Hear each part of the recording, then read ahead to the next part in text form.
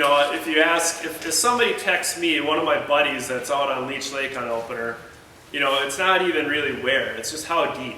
And the beauty of the answer to that question is there's always something that can be turned into a pattern. So if we're struggling on opener and one of my friends said, oh, we just got 5 of them, first thing I'm going to ask him is how deep, and he's going to say 4 feet of water up on Harwood Point.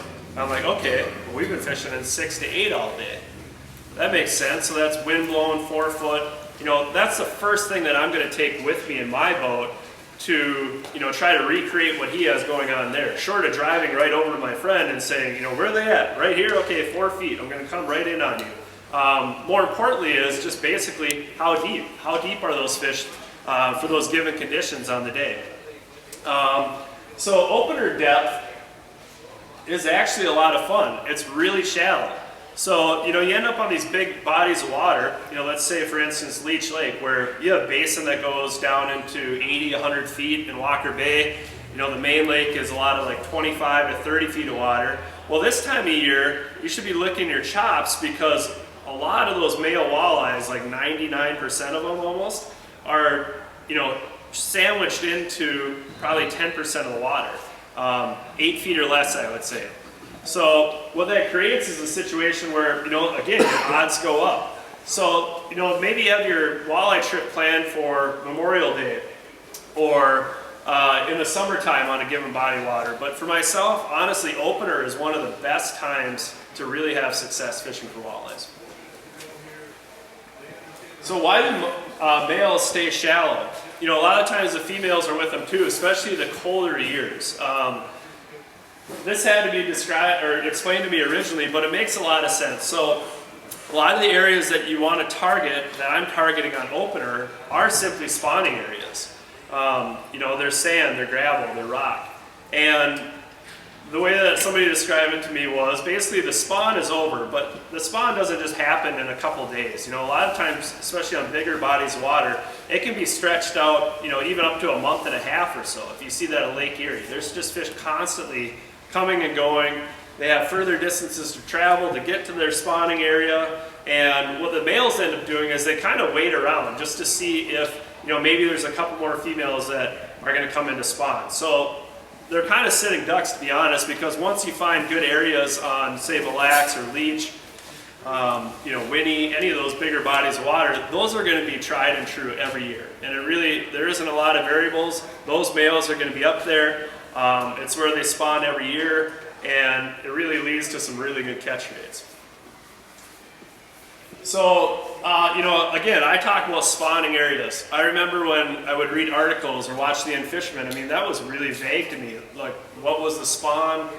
You know, they talk about these areas. Even when, you know, original In-Fisherman television would show a nice picture and a demonstration of, like, these walleyes slide into these shallow points and spawn. It was really kind of vague to me. So, you know, I understand that for somebody who stands up here in Jersey and says spawning area, and yes, I have it figured out, but that took thousands and thousands of hours on the water for me to just kind of be able to look at a lake and say, where do I want to start and why?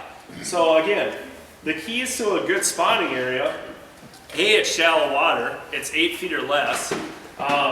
It can be in a bay, but more importantly, somewhere in that bay that has a little harder bottom. Sand is hard bottom. Walleyes love to spawn on sand. So that's a nice firm bottom. Walleyes don't really spawn in mud at all. So you can rule out a lot of the middle of a bay if it's mud. But inevitably, any bay, regardless of how big it is going to have 2 points to it. That's what makes it a bay. So a good way to fish a bay is to come into it, and you'll see it's all soft and muddy, and then just to kind of work to a point. So somewhere on that point, there's going to be what you'll hear a lot of is a transition area, which is generally where the soft bottom of the middle of that bay starts getting a little harder as you get out to that point, which is going to have rock on it. It's kind of what makes it a point. So somewhere in the middle there is a spot that, you know, would be a #1 search area, especially in the spring. Gravel, obviously another, you know, it's a form of sand. It just hasn't been worn down yet to sand. Basically, it starts with rock, rock gets beat up by waves for thousands of years, say, turns into gravel, then turns into sand. All three of those things are just prime spawning areas for walleyes. The other really important part is what I like to call the current connection. So, in lakes, especially those bigger bodies of water, you're always going to have some current, and it's going to be generated from wind. Obviously, you can get current if there's any type of river that flows into it, or a little culvert, anything with moving water. That's really what walleyes are looking for, number one. So it's easy to look at a big body of water and then just go and pick those prime areas, the rock, sand, and gravel, because there is going to be wind blowing on those things at all times. So, but the cool part is, if you go to Mille Lacs, you don't have to fish a single culvert or river, inlet, or anything like that. You could just go to Melmo Bay, where it's all sand, and where like 75% of the walleyes fish in the entire lake, and you'll catch walleyes. But if you want to go on a little adventure, and to prove my point, you could go up to any one of those little culverts that come in on the north side, on the west side, anywhere. I guarantee you'll catch walleyes there, around opener. They will be shallow, and no matter what, there is some fish that'll use those little current areas for spawning. And they'll be there after dark, and even with a little wind on them and some overcast, they'll be there during the day. Another thing that creates current is a neck down. So on Leech Lake, it's kind of a bigger picture, but a lot of that Walker Narrows area, it's I'll have a slide later, but it's a big body of water, and anytime you have a couple big basins that are funneled down to, let's say, a little channel, like say in between the lake here on Chisago and Lindstrom, or on Lake Minnetonka and any of the man-made channels, North and South Center Lake, any little neck down between two bodies of water, that is going to be a funnel for water to pick up speed and create current. So those also, like top 3 walleye spots ever on Walleye Opener. Anywhere you can get two big masses of water that gets pushed by wind and neck down into a little channel.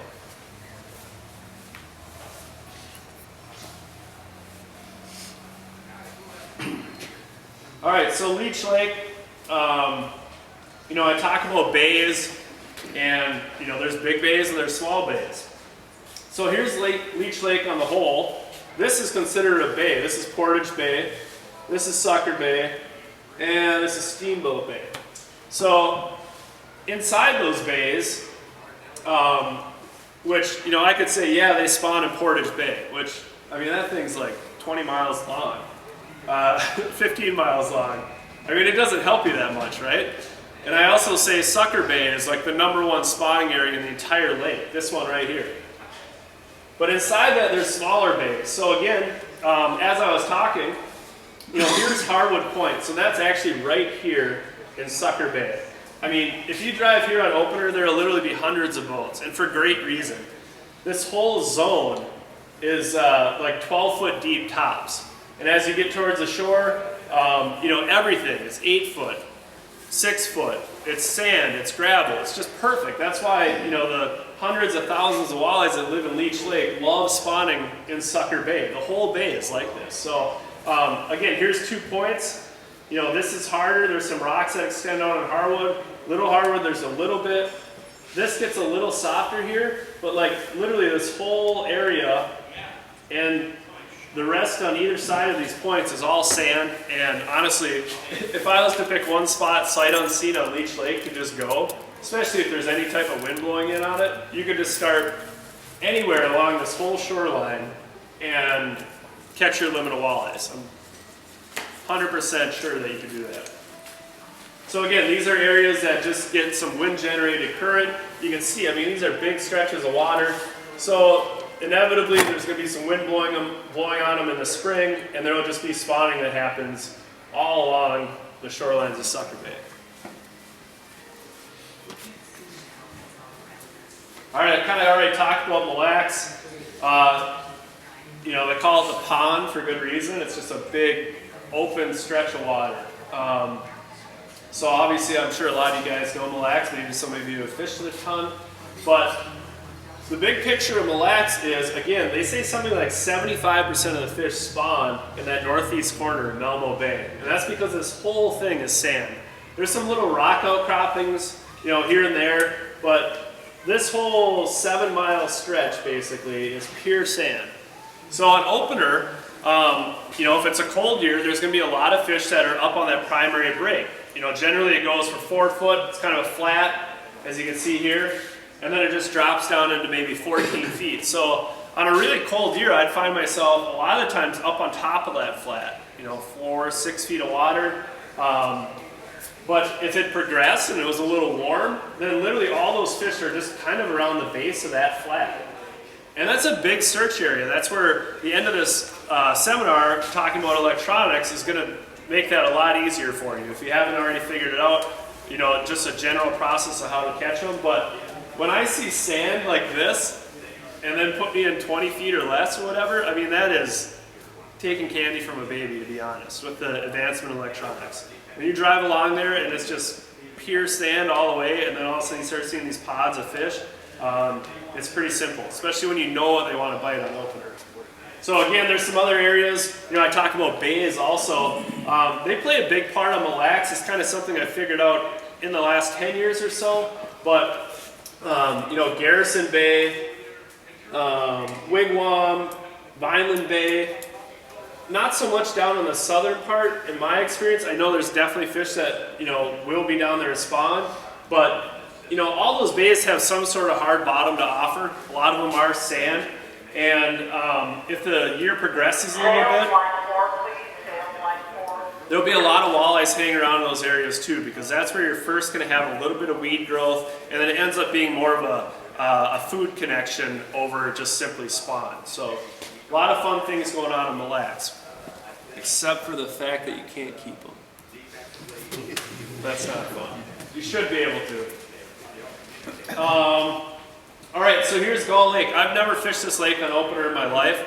I was actually born in Brainerd, so I have fished it a few times for walleyes, but I just wanted to bring up a random lake in Minnesota that, honestly, not to sound cocky, but I'd be very confident I could go to Gall Lake on opener and catch my limit of walleyes. I know they have a very good population of walleyes. I know that a lot of people fish it on opener for that reason. And when I brought up the map, you know, there's a lot of cool spots to fish. So here's kind of the northern part of Gall Lake. Again, excuse me if you've fished Gall your entire life. You know, I'm willing to bet you're going to nod your head. Has anyone fished Gall on opener?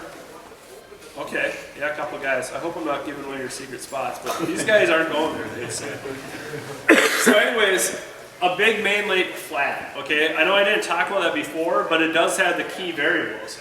So this center bar, that's actually where my dad's personal best walleye came from. I know that in October. And then also this other shallow area I saw. So they got buoys marking it. You know, that generally means there's some rock. There's something that a pleasure boater could hit their bottom, hit their hull on, or their lower unit. And, you know, springtime of year opener, sign me up. That's the spot I want to be. So, you know, hard bottom, big mid-lake flats, for sure, 100%. There's walleyes that spawn on that. A great place to start, 2 feet, 4 feet, 6 feet, somewhere around there. And I hate to say it, but on Gall, you're right on that verge of like more of an evening after dark bite on opener. But, you know, if you throw some wind into that system, I'd be happy fishing it, you know, all day long also. So the other cool thing I found, which reminds me a lot of Minnetonka, is this area up here. I know that I've actually had pizza and a beer at Zorba's before, which is up in this part of the lake. And there's a lot of really cool little channels that are in that area. So again, I don't know anything about opener, but that top left is blown up right here. As you can see, there's multiple bridges. These little deep holes, they all kind of dictate that there's flow here for sure. So again, I'm not even sure if that's an actual river. It obviously is an inflow, but any of these little current areas, there's walleyes to be caught around there, 100%, for sure. Do you guys agree? You fish some of those? Yep. All right, they just gave away their secrets. See how we tricked them? So yeah, simple, big picture stuff, but really a starting point. You notice, it's opener. We didn't mention anything about trolling crankbaits out here, pulling spinners, you know, none of this, none of this. It narrows it down, and again, opener is a great time of year to fish because it has the fish in nice and shallow water. Okay, this is I live right on Minnetonka. Well, excuse me, not on Minnetonka, of course not. I'm a fisherman.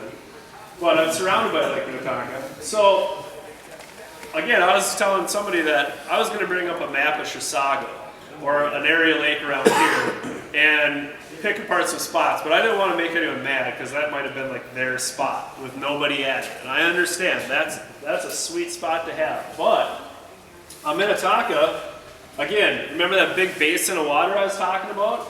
You know, these are just kind of smaller lakes, but every single one of them is connected by a channel. There's a channel here, there's a channel here. There's a little channel there. Obviously, I pointed at some other ones. Bridge, little channel into a little lake, another one here. I mean, there's like 30 of them